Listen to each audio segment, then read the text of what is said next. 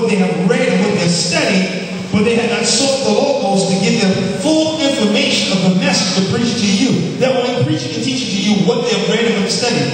In the States, I know they're doing it here as well. Many preachers tell you, well, I spent all day or all night, quote unquote, on the internet to get my message. But never mind seeking God for God to give them a message to preach to the people. So when they go and stand before the people, they're supposed to consult the Logos. The Logos gives a word and give you a word that's a word of season to help the people at the time they need the most.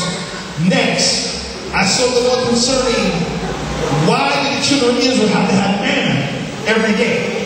The Lord spoke this to me and told me this. He said, the reason why the people had to have manna each day, and only time the bread lasted them beyond one day was when they were preparing for the Sabbath or day of rest.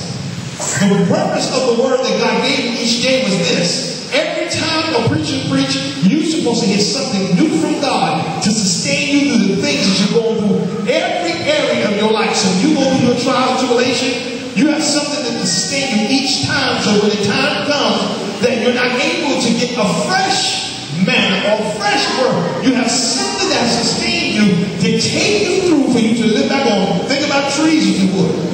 As a tree is planted, many times the rain comes, maybe at a rainy season, or there was not a rainy season. There's certain water level when the rain comes, the earth, the moisture is soaked into the earth and goes down to pockets under the ground.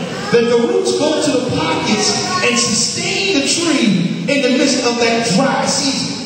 Don't you realize right now we're in a dry season? Because to really hear from God the way we need to hear from God right now, it's a dry season. Very few are in a place or in a connection with God to get a word from God to sustain